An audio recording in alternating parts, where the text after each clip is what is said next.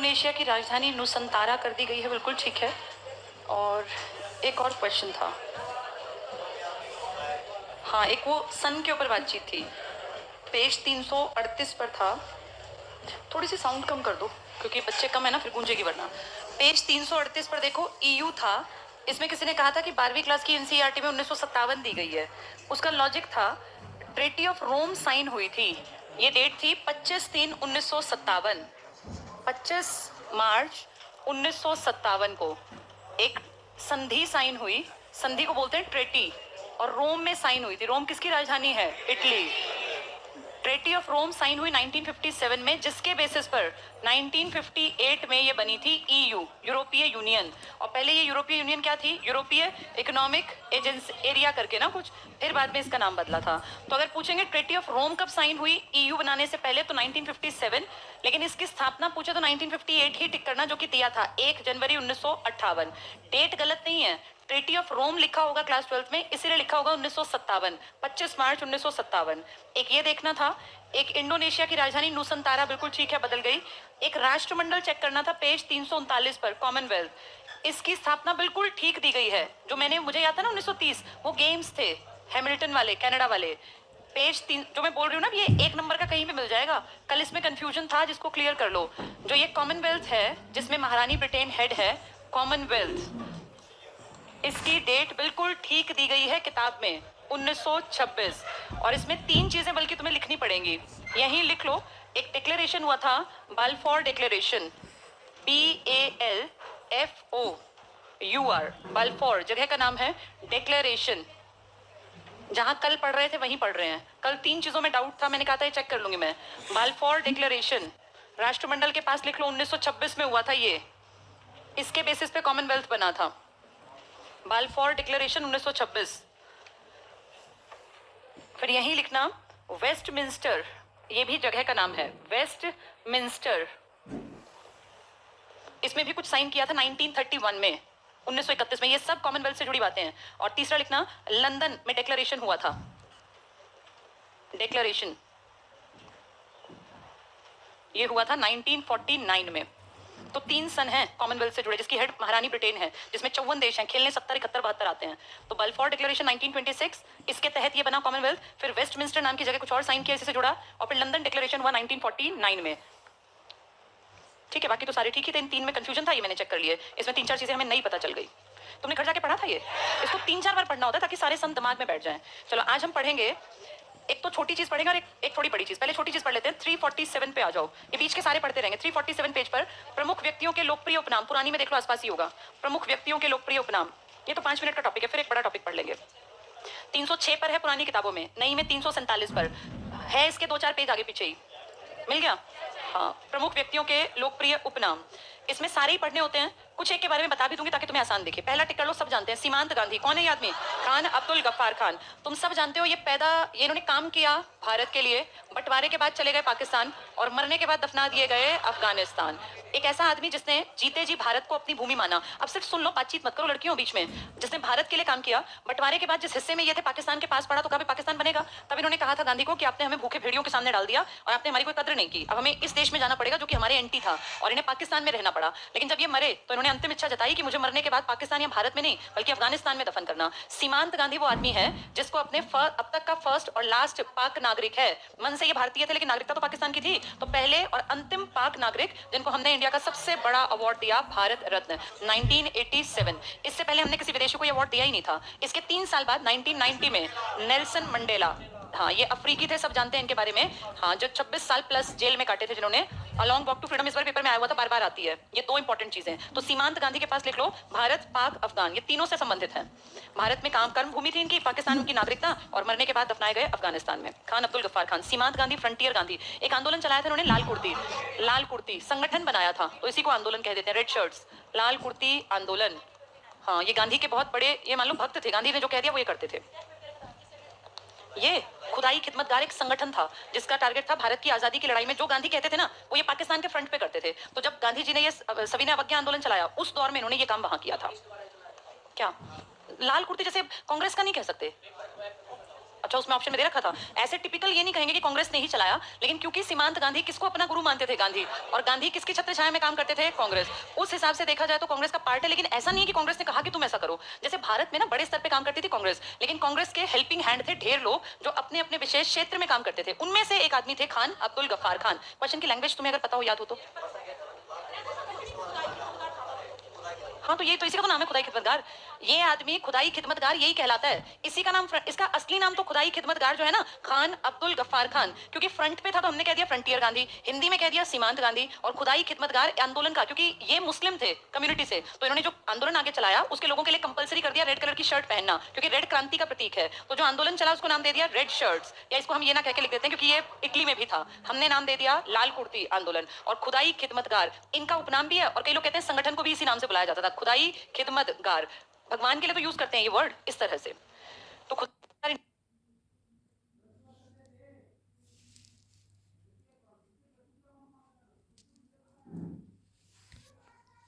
उसी आंदोलन का ही नाम ले लेते हैं, तो उसका आंसर खुदाई खिदमतगार।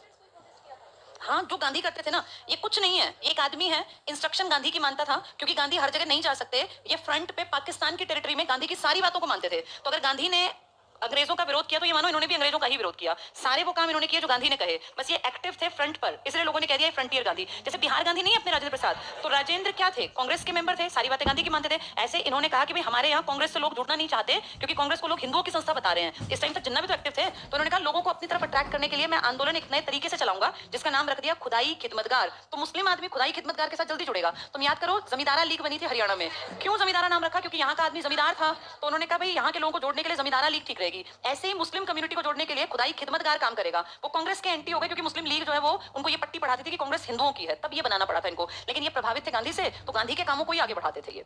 नेक्स्ट देखना, राष्ट्रपिता सब जानते हैं, राष्ट्रपिता सुभाष चंद्र बोस ने नाम दिया था, और कहाँ कहा था ये, जब रेडियो पे भाषण दिया था 1944 में सिंगापुर में, जाना था जापान की यात्रा पर। तोजो नाम का मैंने तुम्हें बताया होगा, कुछ लोगों ने, जो घटिया लोग थे, इनको तोजो का गधा कहते थे, कि तोजो जो जापान का राजा है उस टाइम पर या हेड है, उसकी बात मानते थे। यहाँ लिख लो, ये जहाँ लिखा राष्ट्रपिता सुभाष चंद्र बोस, एससी बोस लिख लो। एससी बोस ने सिंगापुर के रेडियो से 1944 में कहा था फादर ऑफ नेशन, और उनके शब्द ये थे कि हे राष्ट्रपिता, भारत की आजादी के इस अंतिम युद्ध में हमें आपका आशीर्वाद चाहिए। ये उन्होंने मैसेज दिया था रेडियो पर। कहां से, सिंगापुर से। कौन से सन में, 44 में। और हम सब जानते हैं 45 में फिर उनकी अजीब सी कंडीशंस में पता नहीं डेथ हुई थी, या झूठ बोला जाता है क्योंकि डेड बॉडी तो मिली नहीं थी। अब ये इन बातों का कोई ऑथेंटिसिटी नहीं है ना कि थे कि नहीं थे। ऐसा कहते हैं वो गुमनामी बाबा के पास जो बक्से मिले उनमें अलग अलग तरह के मैप्स और खुफिया जानकारियां थी, और असलियत में देखें तो गुमनामी बाबा के चेहरे की जो शेप है ना, वो बिल्कुल टू कॉपी ही लगते थे सुभाष चंद्र बोस की। लेकिन इस चीज को प्रूफ नहीं कर सकते हम, क्योंकि ना तो गुमनामी बाबा के पास कोई ऐसा कि आई कार्ड था भाई यही सुभाष चंद्र बोस है, और ना सुभाष चंद्र बोस मर गए इस बात को प्रूव कर पाते। तो ये तो अटकलें हैं कि शायद गुमनामी बाबा ही सुभाष चंद्र बोस थे, हम इस बात को कह नहीं सकते। हाँ जी, हाँ, अभी बता रही हूँ ना, इसी के आगे पहुंच जाओ भैया, किससे खुलेगा आप देखना जरा इसको। चलो फटाफट टिक करो, तुम अब टाइम कम खराब करो, बातें जो मेन होगा ना मैं खुद बता दूंगी, अगला वही आने वाला है जो तुम सोच रहे हो। ये टिक कर लो। बापू, किसने कहा था बापू, बापू किसी ने ऐसे नहीं कहा। बापू वर्ड हम पिता के लिए यूज करते हैं अपनी लोकल भाषा में, तो ये किसी आदमी की देन नहीं है। फादर ऑफ नेशन को ही बापू मान लिया। कायदे से पूछेंगे तो बापू अगर कहें और कुछ ना मिले, ऑप्शन अलग अलग मिले, तो बोस टिक करना। वैसे बोस ने बापू नहीं कहा, बोस ने कहा था फादर ऑफ नेशन, राष्ट्रपिता। और महात्मा कहा था रविंद्रनाथ टैगोर ने। उन्होंने कब कहा था, 1917 में चंपारण में। और राष्ट्रपिता कहा था 44 में, जब कहाँ के रेडियो पे थे, सिंगापुर। फटाफट से बापू टिक कर लो, महात्मा गांधी। ठीक है, यहीं ऊपर लिख लो, इसी के साइड में महात्मा आर एन टैगोर। ये टैगोर ने कहा था 1917 में। महात्मा आर एन टैगोर, रविंद्रनाथ टैगोर ने कहा था 1917 चंपारण के दौर में। 1917 चंपारण। और जानते हो जब गांधी जी नए नए आए थे, कब आए थे गांधी जी वापस, 15 में। उस टाइम पे मैं अभी इससे पिछली क्लास में बता रही थी कि इनके समकालीन कौन थे, सरदार पटेल। तो पटेल की ना शुरू में गांधी जी से निभी नहीं थी, पटेल को गांधी जी ज्यादा पसंद भी नहीं आए थे। और पटेल को जब पता चला कि इनको क्या उपनाम मिला है, महात्मा, तो चंपारण में ये सक्सेसफुल तो रहे, लेकिन महात्मा नाम से इन्होंने कहा था भारत को महात्माओं की जरूरत नहीं, महात्मा तो यहाँ ढेर हैं, और ये सच बात भी थी। लेकिन जब इन्होंने इनके तरीके को देखा ना, सत्य अहिंसा सत्याग्रह, फिर कहते हैं पटेल बहुत इंप्रेस हुए थे गांधी से, और फिर इन दोनों ने मिलकर बहुत सारे काम किए। तभी कहा जाता है कि दोनों को फ्रेंड माना गया था। और बारदौली के सत्याग्रह का जो एक शुरुआत भी की थी ना, पटेल तो हीरो थे वहां के, लेकिन उसको डायरेक्शन जो दी थी वो दी थी महात्मा गांधी ने। तो एक टाइम पर जब पटेल कह रहे थे कौन नया ऐसा, तो दुनिया के महात्मा घूमते हैं, शुरुआत में अच्छे नहीं लगे, लेकिन बाद में इनकी आइडियोलॉजी से बहुत प्रभावित थे पटेल। चलो अगला टिक करना। वयोवृद्ध पुरुष किसको कहते हैं, दादा भाई नौरोजी को। सब जानते हैं, पारसी थे ये, और हाँ गुजरात के आसपास की पट्टी पर थे।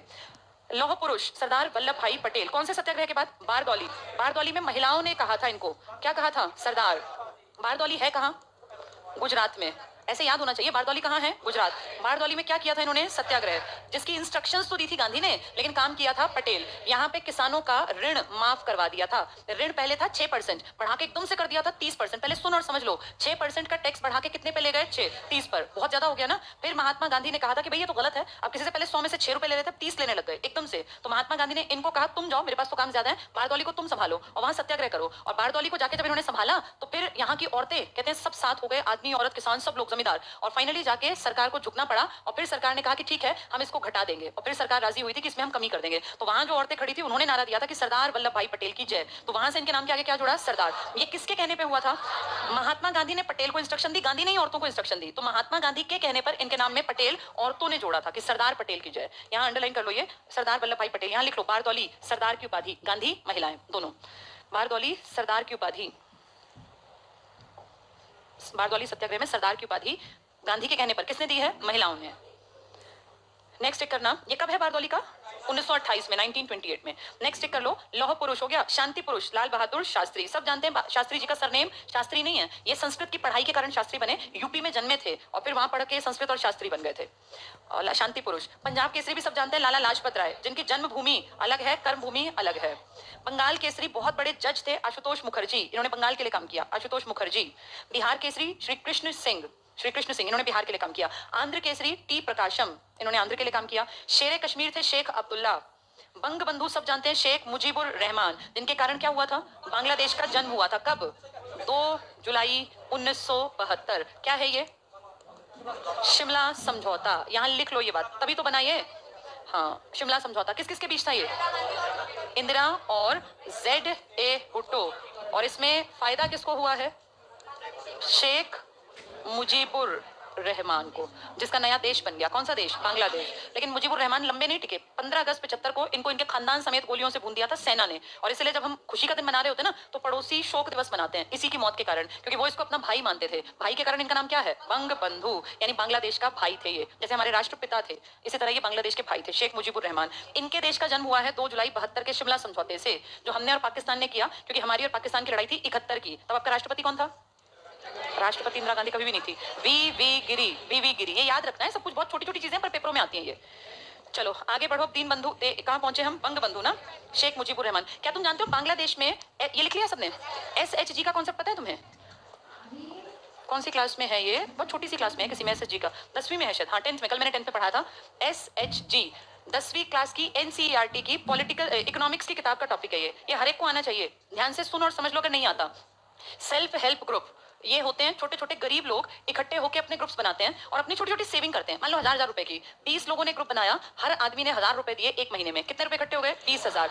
इन 20,000 को किसी एक को दे दिया अपने में से ही कि यार तू एक काम कर, चल तू छोटा मोटा काम धंधा कर ले, कोई भी छोटा सा। जैसे मान लीजिए अचार बनाने का काम शुरू कर दिया। 20,000 में अचार बनाने का काम तो हो सकता है, मुरब्बे बनाने का, पापड़ बनाने का, कुछ भी इस तरह का। फिर मान लीजिए अगले महीने इस आदमी ने काम स्टार्ट कर दिया, एक ने रुपए रख लिए। अगले महीने फिर 20,000 इकट्ठे हुए, अपने में से दूसरे को दे दिए। तो एक काम कर, सिलाई मशीन रख ले और 4-5 औरतों को अपने यहाँ टेलर रख ले और कपड़े का काम चल निकलेगा। धीरे धीरे करके उसका काम चल पड़ेगा। फिर ऐसे कभी 20,000 इकट्ठे तीसरे को दे दिए। इन लोगों के पास कभी भी अकेले 20,000 इकट्ठे नहीं होते, क्योंकि गरीब हैं, ये कमाते ही छोटा मोटा है। लेकिन 20-20 लोग इकट्ठे होकर ऐसे ग्रुप्स बना के और पैसे बचा के थोड़े थोड़े और अपने सबके कामकाज को आगे बढ़ा लेते हैं। अगर ये 1 साल तक सेविंग इस तरह की कर लेते हैं तो फिर ये एक तगड़ा SHG बन जाता है और ये SHG एक नाम खड़ा कर देता है, भाई 1 साल तक इस ग्रुप ने ऐसे ऐसे काम चला लिया, यानी ये विश्वसनीय है। अब ये सेल्फ हेल्प ग्रुप किसी भी बैंक के पास जाएंगे और उनसे अगर लोन मांगेंगे, तो वैसे ना किसी भी बैंक के पास अगर आपको एक्सपीरियंस हो, आप जाते हैं तो वो आपसे कहता है कोलेटरल दो। कोलेटरल पता क्या होता है?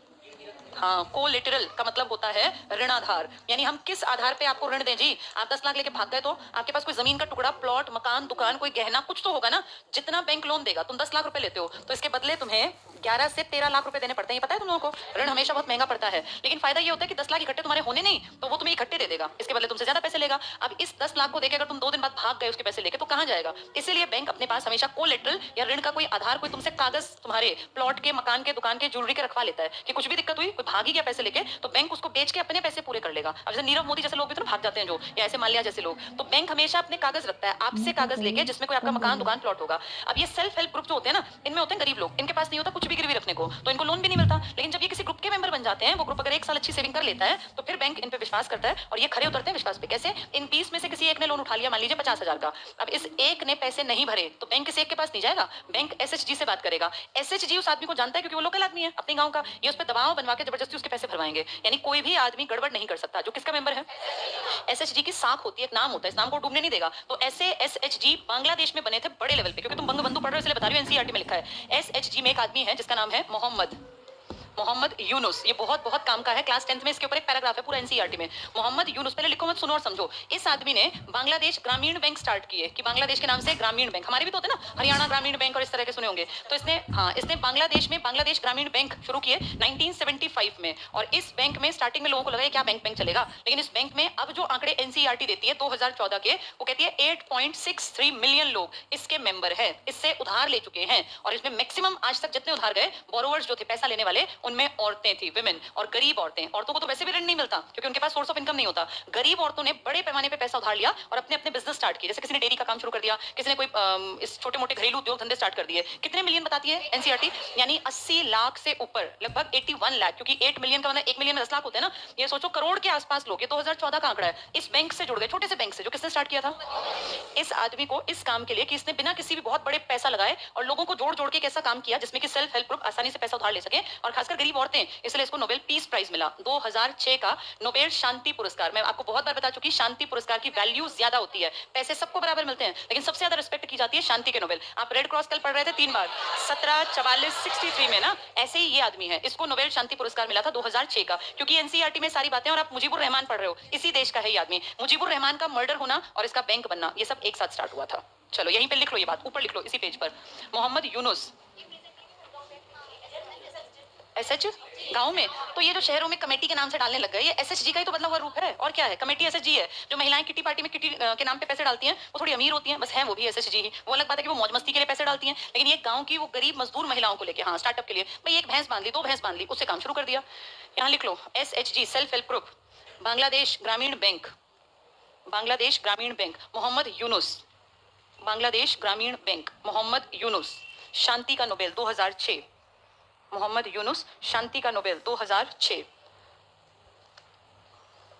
ठीक है, तो बांग्लादेश के 2 आदमियों पे क्वेश्चन बन सकता है इंडिया में, एक तो मुजीबुर रहमान पर और एक मोहम्मद यूनुस पर। यूनुस को क्या मिला है? शांति का नोबेल। और इस मुजीबुर रहमान को किस उसका फायदा हुआ? 72 में क्या? शिमला समझौता। किस किस के बीच है? इंदिरा और जुल्फिकार अली भुट्टो के बीच में। चलो आगे बढ़ते हैं। अब बंगबंधु हो गया मुजीबुर रहमान। देश बंधु आप जानते हैं चित्तरंजन दास, ग्रेट आदमी थे, लेकिन 25 में एक्सपायर हो गए। दीन बंधु टिक कर लो, CF एंड्रयूज, एक अंग्रेज जैसा नाम है दीन बंधु, मतलब गरीबों का भाई, वो देश का भाई था, देश बंधु।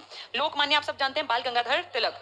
लोकनायक JP नारायण, जयप्रकाश नारायण, इमरजेंसी में जेल में गए थे JP नारायण, बड़े ग्रेट लीडर थे और सीधे खुल के सरकार की बुराई करते थे उस टाइम पर। आज तो RTI है, आप सरकार के बारे में पूछ सकते हैं, पहले पूछ थोड़ी सकते थे। उस टाइम पे ये खुला सरकार के, जहां गड़बड़ थी सीधे बोलते थे। JP नारायण। जननायक कर्पूरी ठाकुर, ये CM रहे थे बिहार के, लिख लो यहाँ, CM बिहार कर्पूरी ठाकुर। वैसे जननायक सबके लोकल भी हैं, जैसे हमारे यहाँ जननायक चौधरी देवीलाल है, पर देश में अगर कहें तो बिहार वाले माने जाते हैं। जैसे लोकमान्य कौन है? तिलक। देश बंधु कौन है? दास। और तीनों का भाई कौन है? अंग्रेज, CF एंड्रयूज। अगला टिक कर लो, राजर्षि, राजाओं का जो ऋषि था, पुरुषोत्तम दास टंडन। गुरुदेव रविंद्रनाथ टैगोर, किसने दिया उपनाम? महात्मा गांधी ने, लिख लो यहाँ, इनको गुरुदेव कहा था गांधी ने। इन्होंने गांधी को महात्मा कह दिया, उन्होंने गुरुदेव कह दिया। 1861 इनका बर्थ ईयर है, गांधी से 8-9 साल बड़े हैं ये। 1861 इनको ही क्या मिला था पहला? नोबेल ना। इन्होंने क्या बनाया था? बहुत बड़ी यूनिवर्सिटी, शांति निकेतन। कहाँ बनाया? कलकत्ता में, बोलपुर के पास इनकी है वो यूनिवर्सिटी, आज भी चलती है। रविंद्रनाथ टैगोर, आपकी इंदिरा गांधी जो पहली प्राइम मिनिस्टर थी ना, वहीं पढ़ी थी वो। नेक्स्ट करना, गुरुजी कहलाते हैं MS गोलवलकर, माधवराव सदाशिवराव गोलवलकर, MS गोलवलकर गुरुजी। और राजा जी कहलाते हैं C Rajagopalachari, C Rajagopal Chakravarti Rajagopalachari, Raja ji. Sparrow कहलाते हैं major general Rajendra Singh Sparrow. Mahamana Pandit Madan Mohan Malaviya. Uncle Ho कहते हैं हो ची मिन्ह को, हो ची मिन्ह, हमारा नहीं है, चाइनीज। सुपर कैट क्रिकेटर थे बहुत बड़े, क्लाइव लॉयड। अगला सिर्फ पढ़ लो, बिहार विभूति अनुग्रह नारायण सिंह, AN सिंह भी लिख देते हैं इनको। देशप्रिय यतीन्द्र मोहन सेन गुप्त। भारतीय फिल्मों के पितामह आप सब जानते हैं, घुंडीराज गोविंद फाल्के, जिसका नाम है दादा साहब फाल्के। दादा साहब फाल्के लास्ट अवार्ड किसको मिला? हाँ, और इंटरनेशनल फिल्म फेस्टिवल में दादा साहब वाला, इसको जिसने 83 की है, क्या नाम है इसका? रणबीर सिंह, इसको मिला है। शेरशाह मूवी को मिला है, लेकिन वो इंटरनेशनल फिल्म फेस्टिवल में, वैसे कहेंगे तो रजनीकांत ही लास्ट है। चलो ये टिक कर लो, घुंडीराज, यही दादा साहब है। विरोधाभासों का मिश्रण कौन सा राजा था? MBT, मोहम्मद बिन तुगलक। विद्रोही कवि सिर्फ पढ़ लो, काजी Nazrul Islam. Man of destiny था नेपोलियन बोनापार्ट, ग्रेट आदमी था। पैदा भी एक द्वीप पर हुआ और मर भी एक द्वीप पर गया। कोर्सिका पर पैदा हुआ, सेंट हेलेना पर मरा। कौन सी लड़ाई अंतिम थी? वाटरलू। किससे लड़ा था? ब्रिटिशर्स से। वो इकट्ठे होकर आए थे, ये अकेला था। नेक्स्ट चेक करना, 1815-21 में फिर ये मर गया था। Man of destiny Napoleon Bonaparte. Grand man of Britain कौन था? ग्लैडस्टोन। जैसे हमारा कौन था? दादा, ऐसे इनका था stone, Gladstone, Gladstone. Maiden queen, maiden मतलब पहली, MAIDN, मेडन क्वीन, महारानी एलिजाबेथ सेकंड। नाम सेकंड रखा पीछे, पर ये पहली है, पहली क्वीन थी एलिजाबेथ सेकंड। भारतीय पुनर्जागरण का प्रभात नक्षत्र, सुबह का तारा, राजा राम मोहन रॉय। आप सब अच्छी तरह जानते हो अकबर सेकंड ने इसको अपनी पेंशन बढ़वाने किसके लंदन भेजा था, किसके दरबार में, विलियम चतुर्थ के दरबार में। ये गया था 1830 में और फिर 33 में ब्रिस्टल में ही वहां इनकी डेथ हो गई थी। 29 में इन्होंने सती प्रथा बंद करवाई। अंग्रेजी शिक्षा में इनका बहुत बड़ा योगदान था, जो आगे जाके 1835 में नजर आएगा हमें, जब मैकॉले आएगा, जो भारत में अंग्रेजी शिक्षा का जनक कहलाता है। ये राजा राम मोहन रॉय, लिख लो यहाँ, अकबर सेकंड उसने भेजा था जेम्स फोर्थ के दरबार में। अकबर सेकंड मुगल बादशाह था ना, मुगल 57 तक तो चले ही थे उसी दौर में। अकबर सेकंड। कायदे आजम आप सब जानते हो, मोहम्मद अली जिन्ना को। देश रत्न कौन कहलाता है, डॉक्टर राजेंद्र प्रसाद। इन्हीं को बिहार गांधी भी कहते हैं, लिख लो यहाँ, बिहार गांधी। यही देश रत्न, यही बिहार गांधी। अजात शत्रु भी कौन है, डॉक्टर राजेंद्र प्रसाद। कितने साल भारत के राष्ट्रपति रहे, 12 साल, 50 से 62 तक, सबसे लंबा टेन्योर। यहाँ लिख लो, longest serving president of India थे ये, सबसे लंबे कार्यकाल वाले राष्ट्रपति। अब राष्ट्रपति हटने वाला है इस साल, कब, 24 जुलाई 2022, 25 को नया बन जाएगा, बिल्कुल नया। कौन से नंबर का होगा, 15वां। ये 14th है अब जो हट जाएगा तुम्हारे देखते देखते। नेक्स्ट टिक कर लो, अजात शत्रु। कश्मीर का अकबर कौन था, जैनुल आबेदीन। लेकिन शेर कश्मीर कौन था, शेख अब्दुल्ला। दो अलग अलग आदमी है, ये शेर कश्मीर आया तो अब्दुल्ला, और अगर आया ये कश्मीर का Akbar, Zainul Abedin. Very very important. Netaji कौन है, सुभाष चंद्र बोस, सब जानते हैं। चाचा जवाहरलाल नेहरू। युवा तुर्क चंद्रशेखर, हाँ, युवा तुर्क चंद्रशेखर आजाद नहीं है ये जो पीएम था ना 1990 से 91, वो है, लिख लो यहाँ, चंद्रशेखर आजाद नहीं है ये, लिखो पीएम श्री चंद्रशेखर। किसके बाद बने थे, वीपी सिंह के बाद। ये 90 से 91 के पीएम थे, साल पूरा नहीं पकड़ पाए थे। मंडल आयोग तो इससे पहले वाला था, वीपी सिंह के टाइम में। ताऊ के नाम से चौधरी देवीलाल जी, जो आपके क्या रहे थे, 2 बार डिप्टी प्राइम मिनिस्टर, 2 बार बनने वाले इकलौते हैं वो, 89 वाले सेशन में किंग मेकर थे ना वो। यहाँ लिख लो, 2 बार डिप्टी प्राइम मिनिस्टर। शहीद आजम भगत सिंह सबको पता है। माता बसंत के नाम से एनी बेसेंट, जो असलियत में आयरलैंड की है, और 2 अखबार निकालेंगी, एक कॉमनवेल और एक न्यू इंडिया। दोनों की भाषा अंग्रेजी रखेंगे क्योंकि इनको अंग्रेजी ही आती थी। कॉमनवेल और न्यू इंडिया लिख लो बेशक यहाँ इसके पास। किस सेशन की मुखिया थी ये, 17 की। पहली बार एक औरत बनी थी, कहाँ हुआ था, कलकत्ता में। भारत कोकिला कहलाती है सरोजिनी नायडू। इंग्लिश में बहुत अच्छी कविताएं लिखती थी। द ब्रोकन विंग्स इनकी फेमस किताब, हाँ, द गोल्डन थ्रेशहोल्ड, थ्रेशहोल्ड होती है देहरी, ब्रोकन विंग्स, इंग्लिश में कविताएं लिखी है इन्होंने। और एक द विंग्स ऑफ फायर है, वो किसकी है, एपीजे की। एक जैसे लगेंगे, ब्रोकन विंग्स सरोजिनी की, और द गोल्डन थ्रेशहोल्ड। थ्रेशहोल्ड क्या बताया, दहली इसको बोलते हैं, घर की देहरी होती है ना, उसको थ्रेशहोल्ड कहा जाता है। भारत कोकिला सरोजिनी नायडू क्या थी ये, पहली इंडियन महिला जो कांग्रेस की अध्यक्षा बनी। वैसे बना दी थी हमने एनी, लेकिन वो हमारी नहीं थी, हमारी अपनी बनी सरोजिनी। सरोजिनी 1925 में कानपुर अधिवेशन की फर्स्ट इंडियन लेडी थी, जो स्पीकर बनी थी, अध्यक्षा बनी थी। इससे पहले सिर्फ आदमी बने थे भारत से, एक औरत बनी थी एनी, वो 17 में कलकत्ता में बनी थी। इसके बाद अगला है स्वर कोकिला कौन है, लता मंगेशकर। अभी जिनका निधन हुआ सब जानते भी है। उड़न परी कौन थी अपनी, पीटी उषा। पीटी उषा उड़न परी के नाम से एथलेटिक्स में थी, बहुत 400 मीटर में और इस तरह की रेस में थी। निर्मल हृदय कौन, किसने बनाई संस्था, मदर टेरेसा। एक खास बात सुन लो, आपके देश में सबसे बड़ा प्राइज कौन सा है, भारत रत्न। ये कब दिया गया पहली बार, फिर ये बंद हो गया था 77 में, क्योंकि 77 में जनता पार्टी की सरकार आई और बोली ये सिर्फ चमचों को मिलता है, आज तक जितनों को मिला सब कांग्रेस के चमचे थे, ऐसा जनता पार्टी ने कहा। उन्होंने कहा हम ये अवार्ड ही बंद कर रहे हैं। 77 से जब तक सरकार रही 80, ये अवार्ड बंद रहे 2.5 साल। सरकार फिर से इंदिरा गांधी की आई और इंदिरा ने आते ही भारत रत्न 1980 में स्टार्ट किया। इसमें जब दोबारा स्टार्ट हुआ तो पहला मिला था मदर टेरेसा को, और जानबूझ के ऐसी महिला को दिया गया कि कोई ची भी ना कर पाए। जैसे अगर मान लो किसी अपने, सुन लो, अगर अपने ही पार्टी के किसी को देते तो कहते देखो हम इसलिए बंद करवा रहे थे। ऐसी महिला को अवार्ड दिया कि किसी के मुंह से निकल ही नहीं सकता कि अपने आदमियों को देते हैं। ये पहली इस तरह का बंद होने के बाद जो पहला मिला वो मदर को, और जो सबसे पहला मिला था आप जानते हैं वो 3 लोगों को मिला था। इनमें एस राधा कृष्णन, सीवी रमन और सी राजगोपालाचारी थे। लेकिन जब बंद होने के बाद दोबारा स्टार्ट हुआ तो पहला मिला मदर को। ये इंपॉर्टेंट है, ये टिक कर लो, मदर टेरेसा। यहाँ लिख लो 1980 दोबारा शुरू होने पर पहला भारत रत्न 1980। हाँ यही तो है, निर्मल हृदय संस्था का ही नाम है, कलकत्ता में थी, अब तो जगह जगह बन गई। सिस्टर बनती है इसकी हेड, पहले ये थी। और पूरे वर्ल्ड से पता है, हर चीज में जब कोई आदमी काम करता है ना तो उस पर ब्लेम लगाने वाले बहुत लोग होते हैं। निर्मल हृदय पे ये कहा गया था कि इसने करोड़ों रुपयों का गड़बड़ की है, ऐसा ब्लेम लगा, क्योंकि ये एनजीओ थी ना, दुनिया के देशों ने पैसा दिया और वो रुपए आ गए थे उस टाइम 90s में, और उन रुपयों को बहुत लोग कहते हैं मदर टेरेसा ने ढंग से काम नहीं किया था। मुझे नहीं पता है ठीक है कि गलत है, लेकिन जब भी कोई आदमी अच्छा काम करता है तो उसकी बुराई करने वाले ढेर लोग उठ जाते हैं। बहुत लोगों ने इन पे ब्लेम लगाया कि इन्होंने पैसा गबन कर लिया। अब किया कि नहीं किया तो किसी को नहीं पता, लेकिन बाद में मरने के बाद अब इनको संत का दर्जा दिया था कुछ साल पहले, कि ये जीवित संत थी। और 2 लोगों ने क्लेम किया कि उनको कोई बहुत बड़ी बीमारी थी, पेट का कैंसर इस तरह का, और वो बीमारी इनके हाथ लगाने से, मतलब इनके आशीर्वाद से ठीक हो गई। ये वैसे तो इलॉजिकल है अगर साइंटिफिकली देखें, लेकिन संत का दर्जा हम नहीं देते, विदेशों में जो पोप है ना, वहाँ बैप्टिस्ट जो चर्च वाले हैं वो लोग देते हैं वेटिकन सिटी में, तो वहाँ इनको फिर कहा गया था कि इनको भी संत का दर्जा देंगे। तो अगर हम देते तो मान लेते भ्रष्टाचारी हैं, किसी को भी कुछ भी पकड़ा देते हैं, लेकिन उन्होंने दिया तो हम ये मानते हैं कि इस महिला में कुछ तो रहा होगा। लेकिन ये बात बहुत बड़ी बनी थी कि उन्होंने पैसा खाया, खाया नहीं खाया वो हमें नहीं पता। ये टिक कर लो, मदर टेरेसा ने कौन सी संस्था बनाई थी? निर्मल हृदय। ये कलकत्ता में बनी थी और मेनली ये कुष्ठ रोगियों का इलाज करती थी। कुष्ठ मतलब पता होगा आपको, लेप्रेसी। लेप्रेसी ना जो बैक्टीरिया से फैलता है। महात्मा गांधी का जिस दिन डेथ हुई थी ना, उस दिन मुझे याद है हमारे स्कूल में लेप्रेसी की वो एक स्टेम से लेनी जरूरी होती थी, 1 रुपए की, जबरदस्ती चेपते थे वो कि पकड़नी पड़ेगी 1 रुपए की, तो उस पर कुष्ठ मुक्त भारत लिखा होता था। वो कुष्ठ रोग इन्होंने काम किया था, निर्मल हृदय ने। विश्व कवि कौन कहलाते हैं? रविंद्रनाथ टैगोर, जिनकी कौन सी किताब है? गीतांजलि। गीतांजलि को इंग्लिश तक पहुंचाया था कीट्स करके एक बहुत बड़े जो पोइट हैं उन्होंने, और फिर वहां से उनको, हाँ वहां से उनको फिर अवार्ड मिला था। कवि गुरु भी टिक कर लो, रविंद्रनाथ टैगोर। अब अगले पेज पे आओ, ये आधे ही पढ़ेंगे आज, अब अगला टॉपिक पढ़ेंगे, आधे कल पढ़ेंगे। हेडिंग है प्रमुख पुरस्कार और सम्मान। मिल गई सबको? हाँ, कुछ नहीं है, बहुत आसान तुम्हें आता है, बस ये एग्जाम में दिक्कत होती है इसलिए पढ़ने जरूरी है। सबसे बड़े प्राइज कौन से हैं? नोबेल। तुम्हें शांति से सिर्फ सुनना है, फिर ये याद कर लेना घर जाके।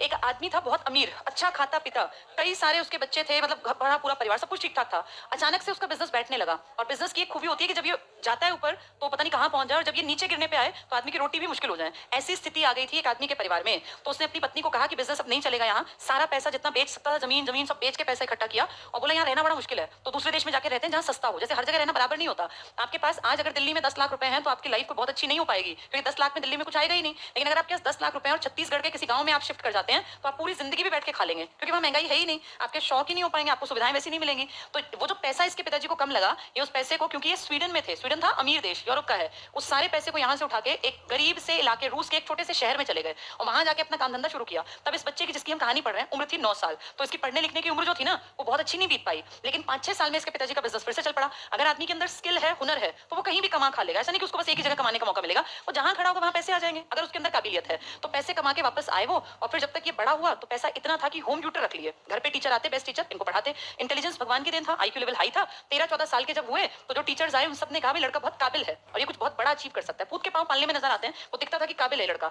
इनकी राय से ये होम ट्यूटर अच्छे अच्छे लगाते गए, इनके पिताजी, इनकी नॉलेज बढ़ती गई। अब पिताजी का बिजनेस खूब बड़ा है, कोई चिंता नहीं, सारे भाई बहन सब सेटल हो गए। इन्होंने शादी नहीं की थी, और फिर इनके पास अपना बिजनेस, पिताजी के बिजनेस का पैसा, अपनी बुद्धि का इस्तेमाल कर करके ये बहुत बड़ा बिजनेस बना लेंगे केमिकल्स का। तो ये उस टाइम पे सोचो, आज भी हमें केमिस्ट्री समझने में दिक्कत लगती है, लगता है क्या सिरदर्द है, केमिस्ट्री क्यों बनाई किसी ने। ये उस टाइम केमिस्ट्री के ऊपर काम करते थे, रिसर्च करते थे, केमिकल्स का बहुत बड़ा कामकाज था। और सबसे बड़ी बात, इनकी हॉबी थी केमिकल्स को लेकर प्रयोग करना। ऐसा ही प्रयोग करते करते एक दिन इन्होंने डायनामाइट बना लिया। डायनामाइट आप सब जानते हैं, धरती को नष्ट भी कर सकता है और दुनिया के रूप को भी बदल सकता है, इतनी पावर होती है डायनामाइट में। ये कहावत है कि विज्ञान सर्वनाश भी कर सकता है और विज्ञान आपको बहुत आगे बढ़ा सकता है। तो डायनामाइट को कुछ लोगों ने देखा अच्छा, कुछ लोगों ने देखा खराब। एक दिन इनके बड़े भाई, ये जॉइंट फैमिली में रहते थे क्योंकि पैसा बहुत था, कोई इनका वारिस था नहीं, शादी की नहीं थी। तो डायनामाइट की खोज के बाद एक दिन खबर फैल गई, पता नहीं कैसे, इनका भाई बीमार था बड़ा, जो इनसे बड़ा था, और खबर फैल गई मार्केट में कि ये बीमार हो, ये मर गए। अगले दिन जब ये सुबह उठे तो अखबार पढ़ा, लिखा था मौत के सौदागर की मौत। ये बड़ा अजीब लगा, इन्होंने कौन था ये, तो पढ़ा तो मेरा ही नाम, अपना ही नाम लिखा, ये मेरे लिए लिख रहे थे। तो उन्होंने कहा ये तो बहुत मतलब गलत है, मेरे बारे में लोग ऐसा सोचेंगे जब मैं मर जाऊंगा। तो इन्होंने तुरंत अपने यार दोस्तों की एक मीटिंग बुलाई और कहा यार मेरा इस दुनिया में कोई है नहीं जिसके लिए भी मैं पैसा जोड़ के जाऊं, मेरे पास पैसा अथाह है, क्या करूंगा, इस पैसे को मैं मानवता के लिए खर्च करूंगा। अब ये जब तक उस उम्र में आया तब तक स्वर्ग सिधारने का टाइम आ गया। तो इसके दोस्तों ने कहा यार तू काम कर, इस पैसे को, बहुत पैसा है, अब क्या करें, क्योंकि इतनी बड़ी चीज बनाई तो दुनिया ने इसको बहुत पैसा दिया, फिर बिजनेसमैन था ही। तो उन्होंने कहा तू इस पैसे को ना एक ट्रस्ट बना ले, जिसमें 8-10 आदमी हो जो रिलायबल हो, पैसा खाने वाले ना हो, और इस ट्रस्ट में सारा पैसा इकट्ठा कर ले, करोड़ों रुपए उस टाइम पर। और ये ट्रस्ट वाले जो है ना, किसी किसी को जरूरतमंद अमीर आदमी को उधार दे दे। मान लो रिलायंस वाला, अगर आज की बात करूं मैं, रिलायंस वाले को 20,000 करोड़ रुपए या 20,000 और बड़ी रकम चाहिए, तो वो किसी से तो उधार लेगा ना। तो एक इस तरह का ट्रस्ट बना दो जो किसी को भी उधार दे दे, अमीर आदमी को। अमीर आदमी उधार लेके कई गुना ज्यादा बढ़ा के देता है पैसे को, तो वो पैसा जब आएगा तो इस ट्रस्ट का जो मूल है वो ऐसे का ऐसा बना रहेगा, और सिर्फ उधार देके जो इस पे ब्याज आएगा ना, उस पे इतना रुपया इकट्ठा हो जाएगा कि तू उस पैसे को बचा के रखियो और उस ब्याज से अपना लोगों को दान करता रहियो। ये बात इसके दोस्तों ने अच्छी सुझाई। 1896 में इसकी डेथ हो गई, जब ये सब प्लान चल रहा था, 90s की बात है, ये मर गया। इसकी वसीयत पढ़ी गई, वसीयत में लिखा था मेरी जमा पूंजी जितनी भी है, इस सबसे मैं चाहता हूँ किसी भी, मेरे देश का होना हो कोई फर्क नहीं पड़ता, स्वीडन का था ये, किसी भी स्वीडिश या बाहर के आदमी को जो कोई अच्छा काम करे और वो काम मानवता के लिए हो, यानी उससे किसी का भला होता हो, चाहे वो पढ़ाई का हो, चाहे शांति का हो, दवाई बनाने का हो, कुछ भी हो, लेकिन मानवता का भला, उस आदमी को मेरे इस अमाउंट से हर साल प्राइज देते चलना। तो इसके दोस्तों ने फिर वही सारी बातें हुई और 5 साल लग गए ये सब डिसाइड करने में कि कितने क्षेत्रों में देंगे, कहां से चुनेंगे, कौन चुनेगा। और ऐसा करते करते 1901 में ये कहा गया कि 5 फील्ड में, 5 क्षेत्रों में प्राइज देंगे। सबसे पहला, जैसे पीस है, शांति, जो शांति के लिए काम करे, डायनामाइट बनाया था शांति के लिए। वैसे तो डायनामाइट बॉम्ब में इस्तेमाल करते हैं, हाँ, लेकिन डायनामाइट से अगर आप पहाड़ उड़ा देते हैं तो आपके देश में जो वो मंजी था, क्या नाम था उस आदमी का, मांझी, मांझी, मांझी जैसे लोगों ने अपनी पूरी जिंदगी तबाह कर ली। बेचारे ने क्या पाया, एक पहाड़ ही तोड़ा ना, जैसे बहुत बड़ा काम किया, नो डाउट, लेकिन उस काम को अगर डायनामाइट से कर देती सरकार तो उसकी पत्नी को मरना ना पड़ता और लोगों को रास्ता मिल जाता। इस आदमी ने कहा जो शांति के लिए काम करे ना उसको प्राइज दो, ताकि लोगों का मन करे कि हम शांति फैलाएं, पहली चीज। दूसरी चीज इसने कहा बायोलॉजी, क्योंकि लोगों को बीमारियां होती हैं, बीमारियों का इलाज करना पड़ता है, और ऐसी ऐसी बीमारियां हैं जिनको लोग सफरर बन जाते हैं। आज भी कैंसर कितना भयानक रोग है कि आप देखो पेन किलर काम ही नहीं करती, इस तरह का दर्द होता है। तो इसने कहा बायोलॉजी में, मेडिसिन में जो अच्छा काम करे, किसी को बचाने का जो काम करे, वो बहुत अच्छा काम है मानवता के लिए। फिर इसने कहा जो केमिकल्स में काम करे, केमिस्ट्री में, क्योंकि हमेशा नई नई चीजें बनानी पड़ती हैं। चौथा इसने कहा फिजिक्स में जो काम करे। पांचवा इसने कहा जो किताबों पे काम करे, लिटरेचर पे काम करे, क्योंकि किताबों से इंसान शांति का रास्ता पकड़ता है। जो आतंकवादी हैं किताब ढंग की तो नहीं पढ़ते वरना सुधर जाए। ये 5 चीजें इस आदमी के दोस्तों ने और इसने सबने पहले सोची थी, तो ये सब डिसाइड किया 1901 में प्राइज देंगे। ये पहली बार प्राइज दिया गया। अब दें कहां, तो इसी के देश में। इसका देश कौन सा, स्वीडन। इसकी कैपिटल है स्टॉकहोम, स्टॉकहोम। तो यहाँ ये प्राइज देना स्टार्ट कर दिया। फिर इसके पास, स्वीडन के पास एक देश पड़ता है नॉर्वे। इसके यहाँ एक बैंक था। इस बैंक ने कहा भाई मुझे बने हुए 300 साल हो गए इस बैंक को बने, इसने बहुत प्रॉफिट कमाया। इसने कहा मैं भी चाहता हूँ मैं भी कुछ अच्छा काम करूँ, और उस टाइम तक दुनिया में सबसे बड़ा नाम नोबेल प्राइज का था। तो इसने कहा मुझे भी नोबेल जैसा ही कुछ काम करना है। तो फिर ये कहा गया कि ठीक है तुम भी नोबेल जैसा ही काम करना चाहते हो तो तुम्हारा भी नोबेल में इंक्लूड कर लेते हैं। तो अर्थशास्त्र में इसने कहा मैं इकोनॉमिक्स में प्राइज देना चाहता हूँ, क्योंकि बैंक है तो इकोनॉमिक्स तो आएगा ही आएगा। तो इकोनॉमिक्स में एक प्राइज स्टार्ट हुआ नोबेल के ही नाम पर, लेकिन वो नोबेल का देश नहीं दे रहा, और वो 1901 में नहीं 1969 में पहली बार इकोनॉमिक्स का ये प्राइज दिया गया। हाँ, अमृत सेन हमारे थे जिनको 98 में मिला था। तो आप ये देखो इकोनॉमिक्स का नोबेल वो देश नहीं देता जिसके नाम पर ये दिया जाता है, इसको उसका पड़ोसी देश देता है। पड़ोसी कौन सा है, नॉर्वे, जिसकी राजधानी है ओस्लो। तो जो ये अर्थशास्त्र का नोबेल है, नहीं नॉर्वे की राजधानी ओस्लो में शांति का मिलता है। अच्छा, ये तो एक देश था जिसने शुरू किया। फिर शांति का नोबेल जो दिया जाता है वो ओस्लो में। इसको छोड़ दो, इसको छोड़ दो, ये दिया तो वहीं जाएगा, लेकिन इसका पैसा देता है एक बैंक, बाकी सबका पैसा देता है ट्रस्ट। ट्रस्ट जिसके पास इतना पैसा, किसका पैसा है वो, नोबेल का। नोबेल तो मर गया, परिवार था नहीं, तो वो हर साल ब्याज पे बहुत पैसा कमाते हैं, क्योंकि मूल राशि बहुत बड़ी थी। तो आज तक सोचो 1901 से और आज तुम बैठे हो 2022 में, यानी 21 तक जितने रुपए आए वो सिर्फ और सिर्फ किसके पैसे थे, ब्याज के। जो मूल राशि है वो आज भी ऐसे की ऐसी है, और दुनिया में इससे बड़ा कोई प्राइज नहीं है। जो ये दिया जाता है ना स्वीडन देश में, यहाँ की करेंसी का नाम है क्रोन, या इसी को कह देते हैं क्रोनर या क्रोना, वो डिपेंड करता है तुम उसको पढ़ते कैसे हो। अब CRONA पढ़ दोगे तो उसको क्रोना पढ़ सकते हो, बस ये अपना क्रोन और क्रोनर ये दोनों याद रख लेना, ठीक है। तो ये इंपॉर्टेंट बात है, जल्दी से पढ़ेंगे। प्रमुख पुरस्कार और सम्मान। नोबेल पुरस्कार। नोबेल पुरस्कार की स्थापना स्वीडन के वैज्ञानिक अल्फ्रेड बर्नहार्ड नोबेल ने 1901 में की थी। ये तो खुद तो मर गया था, ये कब मर गया था, 1896 में। तो टिक कर लो, स्वीडन, पूरा नाम अल्फ्रेड बर्नहार्ड नोबेल, 1901। इससे पढ़ना आगे। अल्फ्रेड बर्नहार्ड नोबेल का जन्म 1833 में स्वीडन के शहर स्टॉकहोम में हुआ। जन्म टिक कर लो 1833, स्वीडन, स्टॉकहोम, मेन। 9 वर्ष की उम्र में परिवार के साथ रूस चले गए क्योंकि बिजनेस डूब गया था। अल्फ्रेड नोबेल एक अविवाहित स्वीडिश वैज्ञानिक और केमिकल इंजीनियर। तो टिक करना वैज्ञानिक और केमिकल। हरियाणा का तो कुछ नहीं पता, याद है अविवाहित वाला भी क्वेश्चन दे दिया था कि यहाँ के अनिल विज की खासियत क्या है, तो खासियत थी अविवाहित होना। नेक्स्ट देखो, और क्या पता बेचारे की हुई ना हो शादी, है ना, उसको कह दिया खासियत। नेक्स्ट देखो, जिसने 1867 में डायनामाइट की खोज की और इसके वो लगभग 19 साल बाद एक्सपायर हुए। 19 क्यों, कितने साल हो गए, 30 साल के आसपास। 1867 में डायनामाइट की खोज की। आगे पढ़ लो। स्वीडिश लोगों को 1896 में, अंडरलाइन करना, 1896 में मृत्यु के बाद पुरस्कारों के बारे में पता चला जब उन्होंने उनकी वसीयत पढ़ी, जिसमें उन्होंने अपने धन से मिलने वाली सारी वार्षिक आय पुरस्कारों की मदद करने में दान कर दी। अपनी वसीयत में उन्होंने आदेश दिया कि सबसे योग्य व्यक्ति, चाहे वो स्कैंडेनेवियन, कौन से होते हैं स्कैंडेवियाई कंट्री, नॉर्वे, स्वीडन, फिनलैंड, है ना, लिथुआनिया, आसपास के यूरोप के ऊपर का गुच्छा है ना, इनको बोलते हैं स्कैंडेवियन कंट्रीज या स्कैंडेवियाई देश हिंदी में। ये अंडरलाइन कर लो, स्कैंडेनेवियन हो या ना हो पुरस्कार प्राप्त करेगा, तभी तो हम जैसे कोई मिला इंडियंस को भी। उनके द्वारा छोड़े गए धन पर मिलने वाला ब्याज उन व्यक्तियों के बीच वार्षिक रूप से बांटा जाएगा जिन्होंने, अंडरलाइन करना, विज्ञान, साहित्य, शांति, अर्थशास्त्र के क्षेत्र में बेस्ट काम किया, उत्कृष्ट। अर्थशास्त्र के लिए यही देते हैं एक बैंक जिसके कितने साल पूरे हुए, 300। उसने कहा मैंने बहुत प्रॉफिट कमाया, मैं कुछ दान भी करूंगा। इसके बाद नीचे आ जाओ, नोट लिखा होगा। पहले नोबेल पुरस्कार 5 विषयों में काम के लिए दिए जाते थे। अर्थशास्त्र के लिए पुरस्कार स्वेरिजेस रिक्स बैंक, ये बैंक का नाम है, स्वेरिजेस रिक्स बैंक, स्वीडिश बैंक है ये। तो ये नॉर्वे ओस्लो तो शांति वाला है, बस बैंक यहीं का था। द्वारा अपनी 300वीं वर्षगांठ के उपलक्ष्य में 1967 में शुरू किया गया, लेकिन मिला पहली बार 1969। ये ऐसे ही है जैसे नोबेल की बात कब हुई थी, 1896 में, लेकिन मिले कब हैं, ऐसे ही ये बैंक ने 67 में कहा वर्षगांठ हुई 300वीं, लेकिन मिला कब, 69 में। 69 काम का है, 67 नहीं। इसे अर्थशास्त्र में नोबेल स्मृति पुरस्कार भी कहा जाता है। तो नोबेल से थोड़ा सा अलग है, वैसे नोबेल ही मानते हैं। कौन से को अलग मान लेते हैं, अर्थशास्त्र को, वैसे उसी कैटेगरी में पढ़ते हैं और प्राइज मिलते हैं। नोबेल पुरस्कार विजेता भारतीयों पे आ जाओ। पहला टिक कर लो, टैगोर। आप सब जानते हो टैगोर फर्स्ट इंडियन और फर्स्ट एशियन है। बस पहले नाम पढ़ लो, सीवी रमन लिखा है। सीवी रमन कौन है? जिसको हमने भारत रत्न भी दिया है, चंद्रशेखर वेंकट रमन। ये आज जो फिजिक्स हमें टफ लगती है, इनको फिजिक्स का नोबेल मिला था 1930 में। सिर्फ पढ़ लो, भी टिक मार्क बाद में करना। हरगोविंद खुराना डॉक्टर थे, इनको डॉक्टरी यानी बायोलॉजी और मेडिसिन में मिला होगा। मदर टेरेसा आप जानते हो, बहुत काबिल महिला थी और आपके देश की नहीं है, लेकिन फिर भी आपकी, हाँ आपकी कहलाती है। और जब ये प्राइज बंद हुआ, कौन सा? भारत रत्न बंद होने के बाद पहला मिला था मदर टेरेसा को। सुब्रमण्यम चंद्रशेखर, ये ऊपर वाले सीवी रमन का भतीजा है, अपने चाचा के नक्शे कदम पे चला। इसने एस्ट्रोफिजिक्स पढ़ा, नक्षत्र, ब्रह्मांड, तारे, सूरज और और इसने ये बताया था ना चंद्रशेखर लिमिट, कि अगर किसी तारे का साइज सूरज से 3 गुना बड़ा है तो उसका भविष्य क्या होगा, ये बताया था। इसके बाद वीएस ये अमर्त्य सेन, ये इकोनॉमिक्स के बहुत बड़े प्रोफेसर, जिसने आपकी नालंदा यूनिवर्सिटी जब दोबारा से काम किया तो उसके पहले हेड भी बने। विदेश में ही रहते हैं, कभी कभी यहाँ आते हैं, इंडियन हम वैसे मानते हैं। वीएस नायपॉल, इनको लिटरेचर में मिला जैसा रविंद्र को मिला था 13 में। वेंकट रमन रामकृष्णन, इन्होंने राइबोसोम्स के ऊपर काम किया था। राइबोसोम्स पता है ना सबको।